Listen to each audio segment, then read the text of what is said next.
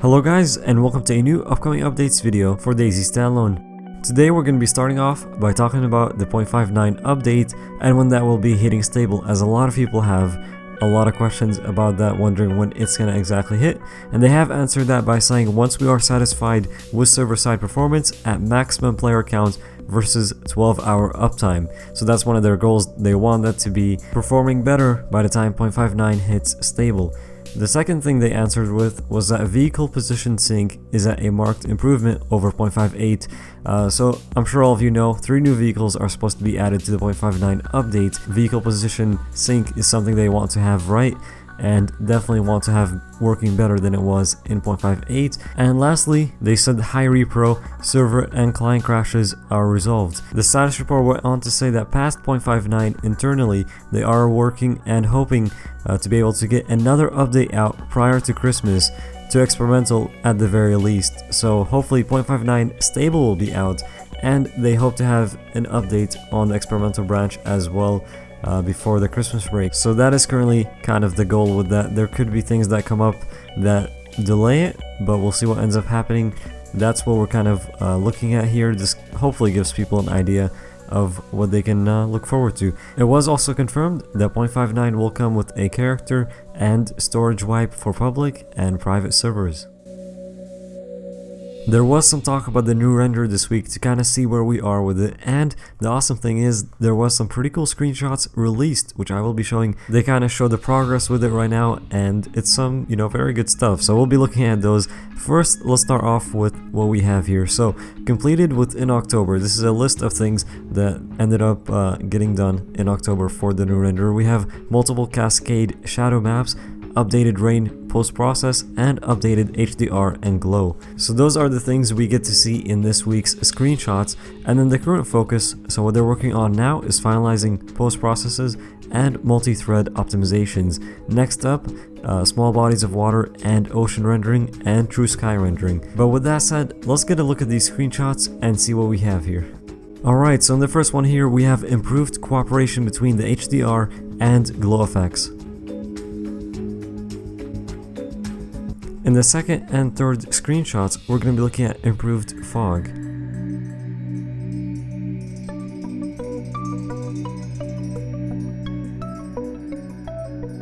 In the fourth one, we're looking at aerial perspective fog with the additional effect of light scattering. The fifth one here also is looking at lighting mainly on the outside of buildings.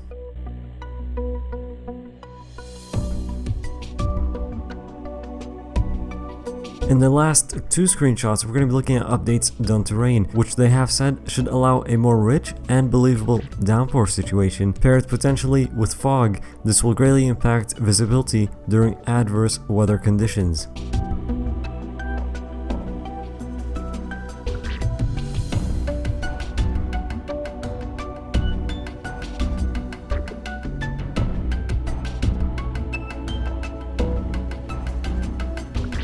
So that's what we have there for the new render. I thought that was pretty interesting. The screenshots and especially the rain looked really different to me than the rain that we have right now. So looking forward to seeing it all come together once the render is ready. Okay, next we're talking animation system and player controller. So they said that the new actions done in the Enforce script cannot enter experimental testing until the animation system fully supports all the necessary functions from the legacy animation system that they were using before. And down at the bottom there, they said while they would like to release it before the Christmas break, a more kind of reliable estimate would be somewhere at the beginning of the new year. So that's when they expect to have this ready. That's also playing it safe with critical bugs or any blockers that might come up. Next, they talked about the damage system, which is currently in the hands of the gameplay programmers. Once this is completed on their end, it will need to be fully configured on the side of the design team. That said, with this, they are looking at a hopeful target of mid to late January before we see it move over to the player testable branches. And here we have new injured animations. I guess we're not really showing the animations because all that was released was a picture showing the poses, but you can kind of see what they would look like here for the broken arm, and also it looks like a new animation for broken legs. Okay, so this is pretty cool. We're actually looking at some helicopter parts. I didn't actually expect them to show any of these so quick after announcing the heli, but here we have some of the parts that we will be seeing for the helicopter. So we have the control unit, electrical wires, hydraulic hoses, pitch link, and rear rotor blade. There was also some that were not pictured, and those include the igniter plug, battery, aviation fuel, motor oil, hydraulic fluid, and transmission oil. Okay, so now we're going to be talking about some changes that are coming up with the inventory system. So first, they said they would like to do a higher granularity of slots, leading to much better scalability of item sizes and cargo sizes.